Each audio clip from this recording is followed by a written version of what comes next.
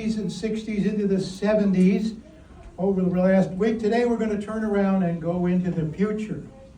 So what is Artemis? Artemis is actually the twin sister of Apollo. Apollo, the first time we went to the moon on that program. So it fits in very nicely as the goddess of the moon to establish a human presence on the moon for scientific and commercial exploration. That's establish a human presence, in other words, live on the moon, and to establish a permanent base on the moon to facilitate the facility of the mission to Mars. How do you live in that kind of environment? How do you grow food? How do you get water? How do you make fuel? What kind of buildings do you use? All of that, and then go to Mars with that knowledge. It is an international program. These are the primary countries and the space agencies that are involved at this time. You've got NASA, the European Space Agency, German Space Agency, Japan, Canada, Israel, and Italy, all of their space agencies. There is something called the Artemis Accord. It has, somewhere in there is 70 or 80 nations that have signed on that are participating in Artemis in one way or another. These are the primary players, if you will. So, Artemis has several mission profiles. The first mission was an uncrewed test of the space launch system, the Artemis vehicle, the whole thing, and that was launched. It went to the moon and circumnavigated the moon in November of 2022. We'll look at that in detail. Artemis 2 will be a crewed flight to the moon. They will not land. They'll make one orbit around the moon no earlier than April of 2026. Artemis 3 is a crewed docking with the human landing system and a lunar lander. I'll explain what the human landing system is in a bit. And Artemis 4 is crew docking with the Gateway, Lunar Gateway. Lunar Gateway is the lunar space station. We'll look at that in detail. And that's no earlier than September of 2028. Those are the 4 missions that are currently, there's an Artemis 5, but it's so far out that we don't worry about it yet. That's all there is to Artemis. If you got that, any questions? Okay, we'll make it a little bit easier for you. This is Artemis 1, if you will. Demonstrate the Artemis flight and ground systems. In other words, let's see if it works. This is the same kind of mission that Apollo 10 flew. Everything going to the moon except landing. Does it work? Do we have a good recovery system? Is our math correct for the flight paths and navigation and everything? So that's what Artemis 1 was. It was uncrewed. It actually went out 40,000 miles beyond the moon on one of its orbits. You can see that sort of shown here on this orbit. That's the furthest a vehicle designed for human habitation has gone into space. Nobody was on it. 25-day mission, if you will, spent 10 days orbiting and came on back, and I'll show you how that works. This is the system, the SLS system, if you will. Start down here, Aerojet Rocketdyne, the R-25 rocket engines. These are the same as the Space Shuttle engines. In fact, they are Space Shuttle engines that were left over from the Space Shuttle program and are currently being used. You have the solid rocket boosters by Northrop Grumman. These are the same principle as the ones you saw on the Space Shuttle, but they are not reusable. The ones on the Space Shuttle were, these are not reusable. The core stage here in the center is done by Boeing. They make that as we go up the European Space Agency. Airbus contracted to the European Space Agency, does the service module. ULA is United Launch Alliance, and Boeing do the interim cryogenic propulsion stage. We'll show you that, we'll show you all these parts. And then as we go up, the Orion is the actual spacecraft where the astronauts will be. And then the launch abort system by Northrop Grumman at the top. That's the whole thing put together. Those 4 key elements are the Space Launch System, the Orion spacecraft, the Human Landing System, and the Lunar Gateway. That's what we're going to look at. So let's start with the Space Launch System. That's down here. This is that area down here. There's the solid rocket boosters, the core stage. There's the ICPS, the intercryogenic propulsion stage. This is a 2-stage rocket. The Saturn V was a 3-stage rocket. If you remember, this is a 2-stage rocket. And that's the SLS portion. And if we look at that, which rocket in the crewed configuration is the tallest when set for launch? Saturn V, Space Shuttle, or Artemis? Who's got the height? Saturn V. Like the Saturn V. It is the Saturn V, as you can see. A lot of people thought the Space Shuttle was big, but that's half the height of what a Saturn V was. And as you can see, there's also a cargo version of the SLS that's a little bit shorter. But it overall, in the crew configuration, it is about, 40 feet shorter than the Saturn V was. But it makes up for it in oomph with modern technology. The lift capability, this might be a little bit hard for you to read back there, but the lift capability of a Saturn V was 7.5 million pounds of thrust. The SLS has 8.5 million pounds of thrust, another million pounds of thrust. It's capable of lifting a whole lot more than the Space Shuttle was. Here you see it in a cutaway. It is a liquid fueled rocket in the center, just like we were flying with the Space Shuttle, and the solid rocket boosters are solid. And then up here is where you have your Orion and the second stage. This is the ICPS, and it's designed to give that final oomph into TLI, which is translunar insertion. It gets started, and then it sends the Orion on the way to the moon. That's the way the launch would look. You have your launch here, the SLS, the solid rocket boosters fall off. This is the launch abort tower. We'll take a look at that in a second. Here you've got the core stage MECO, that's main engine cutoff. At this point here, it releases the ICPM, and it continues its thrust until it gets to the translunar insertion point, and then it cuts the Orion loose on the way to the moon. That's the way that whole thing, getting out of Earth atmosphere on the way to the moon, works. The solid rocket boosters, the core stage, fall back into the ocean, Atlantic and Pacific, not recovered, they are not reusable. The ICPM is sent off, going somewhere, wherever they want it to go. They can send it to crash on the moon, or they can send it to the sun. They can do whatever they want to send it off to, like they did during Apollo. Now, the Orion spacecraft, this is where the astronauts are. It's got a number of pieces. We start with the launch abort system, then we have the service module, the service module, the Orion spacecraft, the service module, and the spacecraft adapter. This is the Orion launch abort system. That's that tower on the top of the rocket. Should they have a malfunction during launch, they can pull the spacecraft away from and get it out of danger. That's what it looks like. You can see the size of it. There are some people over here to give you a scale. Now what happens is, the abort motor here, when there's an abort, that's what pulls the capsule away from the SLS, from the rocket system, and takes it off into space. It takes about 4 seconds to get away from it, far enough away. When it's far enough away, now remember, it's going this way, the capsule is here, right? It's going this way. You've got to turn it around so it's coming this way. And that's the purpose of the attitude control motor up here. That will turn the whole thing around and put the capsule heat shield side down back toward the Earth for landing. And when it's in that attitude, then the jettison motor will cut this loose and free up the area for the parachutes to come out and slow the capsule down to land.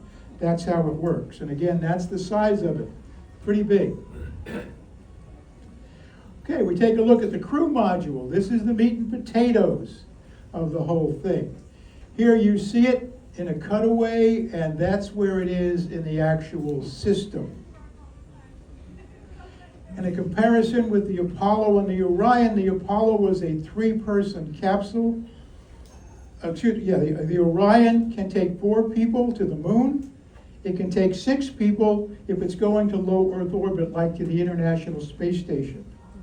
In the Apollo, if the vehicle was punctured and they had to put on their spacesuits, the astronauts had the life support system of their spacesuit. In the Orion, they have the capability of plugging into the vehicle itself and having the consumables that are available in the service module. So they can stay in their spacesuits much longer. The Apollo had basically 14 days of capability. The Orion has 21 days of independent capability by itself. It doesn't appear it, but a much larger craft.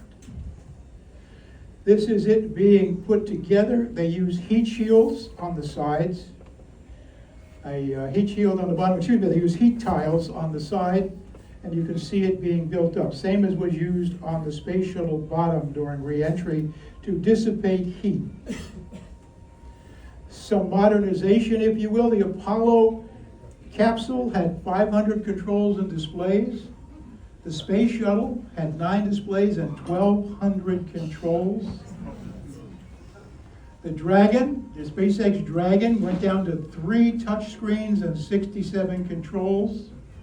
And finally, the Orion's going to have 3 touchscreens and 60 controls. All right. And if any of you are pilots out there like I am, we flew in the 60s, and now you see what the cockpits look like today compared to what they looked like when we flew. We used to spend hours just practicing reaching for where switches were. Now they just dial in what they want. This is the way the crew configuration looks. You've got them sitting, this is 4 people. This is the Orion to the moon's sit up. Here you can see in a demonstrator model, you know that that's not an actual one. There's a guy standing there outside, cut out. You have the mission commander and the pilot in the top, and the 2 mission specialists are sitting below. They have a lot of storage. Remember, they've got all 21 days and everything. They've got a lot of supplies right there in the capsule with them. That's a view of how they would be set up. Okay. Well, here's a question. There are several differences between Orion and Apollo capsules. A major advantage the Orion crew will have that the Apollo crew didn't have during their mission to the moon will be a streaming TV service, a toilet, or fast food chain meal selections. What do you think they've got on Orion? Got fast food. A toilet? You think they went to the moon and Apollo without a toilet for 8 days, 12 days? Well, they're going to have a toilet. This is it. It is the Universal Waste Management System. Now, I know you're out there saying, my private parts are never going anywhere near that thing. But when you put the fairings on it and dress it all up, it'll look inviting and friendly. Don't worry about that. This is for use both on the Orion spacecraft, which will be in microgravity, and on the lunar human landing system, which will have lunar gravity. So it's for use in both. Oh, another question. To develop the Universal Human Weight System, management used on the Orion spacecraft and the Human Landing System, NASA turned to a committee of former and current astronauts with extensive on-orbit experience on the International Space Station and the shuttle, the NASA Lunar Loo Challenge, or a joint effort between NASA and the European Space Agency led by the Jet Propulsion Laboratory. What do you think led the development? We have an A, a C, it's got to be B, the Lunar Loo Challenge. Yeah, whoa, here we go. It is the Lunar Loo Challenge. Now you think, oh, he just makes this stuff up, right? Now wait, there it is. And if you can't remember that picture, that's the one you'll remember the whole time. That's the NASA Lunar Loo Challenge. It actually was, if you have an idea, it's too late. It's already been won when they went out to the public and looked for ideas. You can see it was won, $35,000 split among the top 3 winners. And the winning design, called the Throne, they used the same principle as a Dyson cordless or bladeless fan. So they used the same principle of that to develop their space toilet, if you will. There's the 3 winners and some runners-up. The challenge, of course, this is a NASA project, so you have to have a project manager. And there was, Mike Intervolato was the project manager for the Lunar Loo Challenge. And how he puts that on his resume, I don't know. That's where the toilet ideas came from. Well, this is the crew of Artemis 1 that, of course, has gone to the moon back in 2022. Moonkin Compost. Moonkin was a name they came up with from some competition around within NASA, but Compost is actually honoring Arturo Campos. You want to talk about unsung heroes? Remember we talked about Gunther Wendt and some other people in our discussions. Most of the things that were successfully applied to bring Apollo 13 back successfully were developed and the procedures established by Arturo Campos. He sat back and was responsible for saying what can go wrong, and if it goes wrong, what are we going to do? And many of the procedures that they implemented were things that he developed and had supervised during the Apollo 13 flight. Never really recognized in the movie or other things, but as you can see, he got the Presidential Medal of Freedom for his activities during the Apollo 13 flight. That's where the name comes from.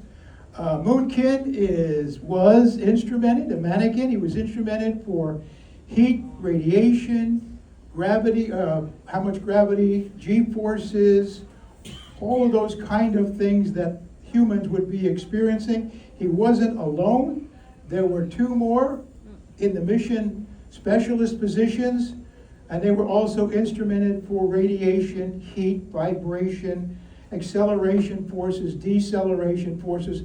They were made by Israel, and you can see how they were set up in that diagram on the lower right. That's the configuration that has gone back to the moon and orbited the moon. And the recovery now is a little different, if you will. They don't lift it up and put it on an aircraft carrier anymore. It's a really big vehicle. You can see they capture it and then they drag it into a ship in the lower right. This is one of the Navy ships that can sink down, and the Marine Corps, and they float it in, and then they pump the water out, and it comes up, and there they are. They can choose to stay in or get out, whatever they want to do. That's how the recovery goes now, but it's still by parachute into the water. Oh, there's another one. The Orion spacecraft is designed to keep the crew safe from the increased radiation of deep space travel under normal circumstances. However, in case of a transitory radiation event, such as a solar flare, the crew will don their spacesuits, turn the blunt end of the Orion toward the incoming radiation, adding the re-entry heat shield protection, or hide in the storage cabinet. What do you think? See? This is the most technologically advanced piece of equipment we have in the world today, and you think to protect them from radiation, they go back to the duck and cover of the 1950s?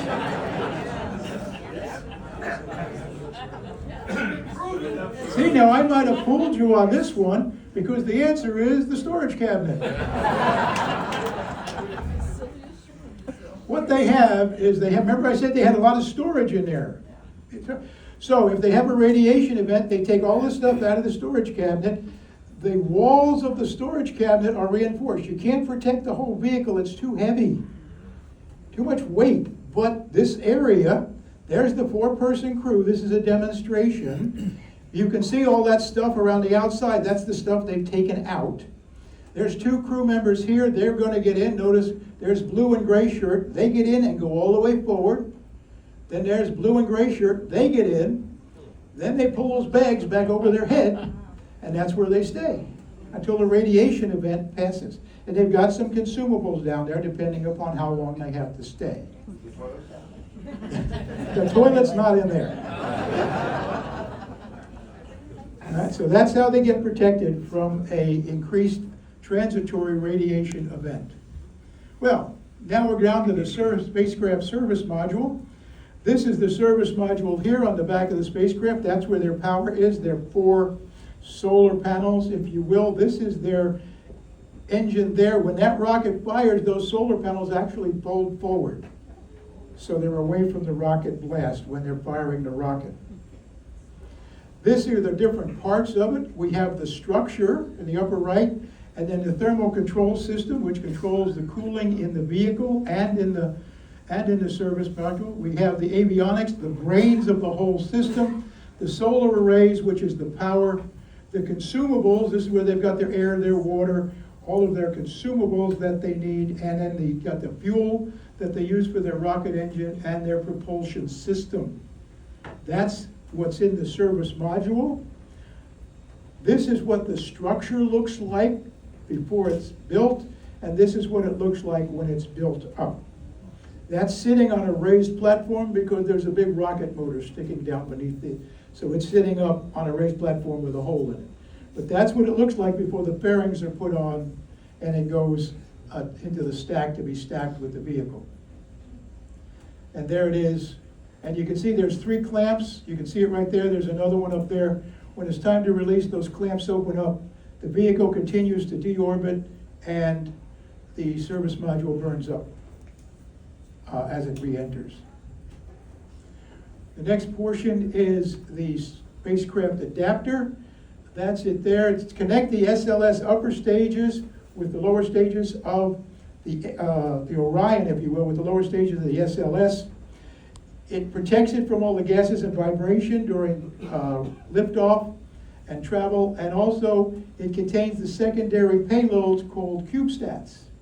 And that's the inside that would stack down, and then this comes free. And all of these little things you see around here, about the size of a cereal box, a little bit bigger, those are called CubeSats. Each one is an individual satellite, an individual payload. Then they can shoot those off they can go along with the Orion, they can go back into Earth orbit, testing things, whatever they decide, whatever experiments they want to do. They're secondary payloads to a SLS Artemis launch. There it is. You can see where the secondary adapter is, and you can see the launch abort tower and where the Orion is. This is Artemis 2.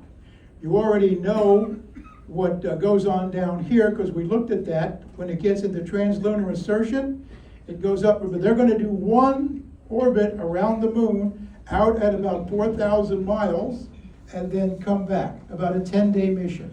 That's Artemis 2. Again, this is like Apollo 8, where they just went to the moon and orbited it a couple times and came back just to see if everything worked and humans could do it. That's what they're going to do with Artemis 2. This is the crew for Artemis 2, if you will, the 4 persons. This is the kind of picture you would see in the 1960s. Remember 1970s? In there, out in front of the vehicle. Well, this is 2025. And so the publicity has changed a little bit. It's a little sexier now. All right, it's a little bit more in with the modern generation. This is a really great picture. This was taken by Artemis 1. And seeing the Earth and the Moon in that distance, it really is a super picture. Is there a launch going on? The human landing system. This is going to land on the moon. They had a competition, the government, the US government had a competition, NASA did. They had 3 application teams for a human landing system on the surface of the moon. And the winner was SpaceX is going to the moon. This is the SpaceX, this is the human landing system part of Artemis that is currently being developed. As you can see, there's no upper and lower, there's no descent and ascent stage. It all comes down and it all goes back. It uses liquid fuels. All of this is fuel down here, and then this is your crew area up here. It can be configured in any way you would like it to be configured. And they have an elevator that brings them from here down to the surface. There's a cutaway, so you can see this is the crew area, this is the payload area, if you will. You can have whatever you want. You can put 6 people, 4 people, 2 people, whatever you want, whatever cargo you want. But now you say, well, wait a second, they're not going to build habitats on the moon with that, that's a bunch of seats. Where is the tractor going to come from? All right, where is the equipment going to come from? It's going to come from that guy right here. That's the cargo model, and it's designed to carry the heavy pieces of equipment for assembly and whatever else they need to do, drilling, digging, whatever, to the surface of the moon. And you can see there it's lowering down a large piece of equipment. So you would have your human landing system, then you'd have your cargo landing system, and that would slowly populate the surface of the moon with whatever they wanted to do. That form may look a little familiar to you on the right there. You've seen it before on the SpaceX Heavy Launch Vehicle that they've been testing to date. This is basically the way it's scheduled to go. Over here we have the human landing system. They're going to put it in orbit. They're going to launch propellants. They're going to refill it in orbit around the Earth. Then it's going to go up to the moon and it's going to loiter in lunar orbit until they launch the SLS with Orion. And when Orion gets up there, it will dock with the human landing system. However many people, 2 or 3, get in, they'll go down to the surface of the moon, here, do whatever they're going to do, and then they'll depart the surface of the moon, redock with Orion. Orion comes home and they'll do with the human landing system whatever they want to do with it. They can leave it in orbit, they can send it to the surface of the moon to crash, to check with seismographs and things like that. They can send it into another orbit, whatever they would like to do. That's Artemis 2. You just saw that shape a little while ago. This is the Super Heavy launch, the SpaceX Starship. That's what will be taking that stuff up there. This is the one that's blown up twice. All right? But that's commercial. NASA contracted with them to do this. This is not a NASA thing like Apollo was, or the space shuttle. If you'd had those 2 explosions under the NASA auspices, they'd be sitting before Congress for the next 2 years. But this is a SpaceX responsibility. Their duty is to perform for NASA, and that's what they're working on. Whole different concept of space flight and contracting in the commercialization of human space flight. Well, after the award of the contract to SpaceX, Blue Origin filed a protest. And I won't go into details of the protest, but the bottom line is it got messy, and NASA said, well, wait a second, we always want 2 ways of going to wherever they go. That's why we have the SpaceX Dragon and the Boeing Starliner. They always want 2 ways of going.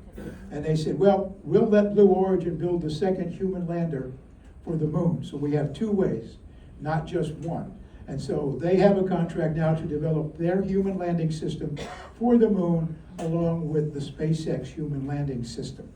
So you'll hear about that in the future whenever these things start to happen. Well, this is Artemis 3. You know all what's going on over here. And basically, we just talked about it. They're going to marry up here. This is where they marry up, and then they go down to the surface of the moon. They come back off the surface. They dock with the Orion, and then they come back, and the human landing system goes wherever they want it to go. That's what Artemis 3 looks like in a diagram. This is the Lunar Gateway. This is the Lunar Space Station, if you will. That's it there. That's the design concept. You can see all of the nations that are involved, plus a whole bunch more doing smaller pieces. This is how it works. This is where your docking station for your Orion space vehicle comes up. This is a habitation module. This is an airlock. They have an area over here. They can put whatever they want there as it develops, because it's modular, so they can make it bigger. Here's your human landing system. Here, this is your logistics system over here, where they can bring in fuel, their consumables, air, water, experiments, whatever they want to bring in. Over here, and of course back here, is your power supply, your rocket engine, and everything that you need back here. So, concept of this is your Orion spacecraft comes in here. They come into the habitation module. There may or may not be people there. They say hi. They go over here, get in their human landing system, go down to the surface of the moon and start doing whatever they want to do. And they might even, depending on how far along they are, send their human landing system automated back up. This Orion may go over and say, park over here. Another one comes up, people come out, say hi, they get in this, go down the surface, relieve those people, they come up, they get in their vehicle, here, go home. This is the system where you come and go, build, do whatever you want to do while on the surface of the moon. This is also where you would build your Mars spacecraft. You wouldn't build it on the surface of the moon, you would build it here, and modular, as they expand the modules and they develop better tips, this is where you would build your human spacecraft, or your Mars spacecraft. All right? So that's Lunar Gateway. It's called Gateway, and it's on the drawing board. It's under development. But that's the concept of operation, that's the design. This is the diagram of Artemis 4 with the gateway. Of course, you know what goes on back here. They come up in there, here they are docking with gateway, and they go down, and then they come back up, redock with gateway, do whatever they want to do. As you can see, it's basically the same thing each time. It just gets a little more complex. It builds upon itself. This is Artemis as it goes forward. So those are the four key elements: the launch system, the Orion, the human landing system, and the lunar gateway. The four profiles that we talked about, going out right now to September 28, it'll probably slip to the right. Because nothing's really going to happen until SpaceX is able to launch their super heavy lift and have it not blow up, which they will. All right, they will. If you were around Cape Canaveral Air Force Station in the 1950s and late 50s into the early 60s, there was a lot of things blowing up during launch. So, this is new technology, and so you're going to have problems. They'll fix it. They will fix it. This is what NASA says. With Artemis missions, we are exploring the moon for scientific discovery, technological advancement, and to learn how to live and work in another world as we prepare for human missions to Mars. We will collaborate with commercial and international partners and establish the first long-term presence on the moon. NASA says a lot. Yeah. I prefer to go back to Wernher von Braun when we landed on the moon. And Wernher von Braun said, there was dancing in the streets of Huntsville when our first satellite orbited the Earth. There was dancing again when the first Americans landed on the moon. I'd like to ask you, don't hang up your dancing slippers. And I will say to you, there'll be dancing in the streets again when the first humans land on the moon. And there'll be dancing again when the first humans land on Mars. So don't hang up your dancing slippers yet. Now, we can as we start talking more about going to Mars, you can see the NASA way of modern technology, modern publicity is getting really sexy here. Not the old stuff that we had in the 60s. But that's the flow, and you can see there's Orion here and the Space Launch System, and it goes out to the orbiters. There's a Mars transfer spacecraft. So they might be putting a space station around Mars to do the same thing that the Gateway system is doing around the moon. So all kinds of things are flowing that way. Now, I would like to just call your attention, because you don't see it much in the press, but the Chinese are also doing the same stuff. All right, the Chinese have landed on their Changchang 5, landed on the near side of the moon, picked up lunar material and took it back to China. It exists.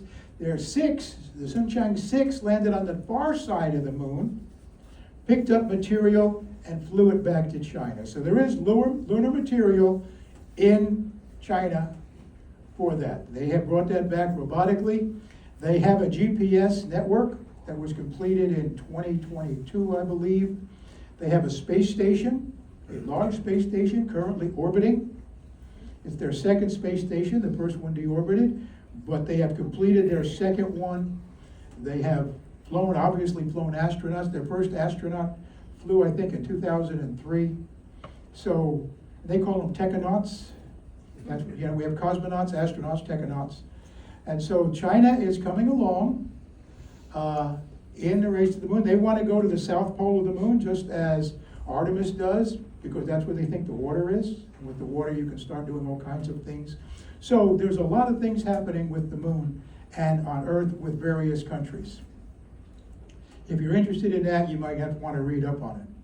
Well, a special thanks to the AV crew, otherwise I'd be up here shouting at you in the dark. My wife and I, my lovely wife sitting over there, and I want to thank you for making us feel so welcome and coming along with you on your voyage. Have a safe and enjoyable trip home. For those of you that are staying, come on next week. You know the answers to the questions. And I hope we meet on another celebrity cruise in the future. I will be around. We're finishing up a little early because I know you've got a busy day today with everything you've got to do. I will be here for questions, comments, suggestions, anything I can help you with. For you youngsters sitting over there, come on up and see me when we finish up. We like to encourage you to stay in the space program. You look about the right age to go to Mars. You're a little older. I can see you on the Lunar Gateway. So come on up here. And thank you for your attendance. Have a great time.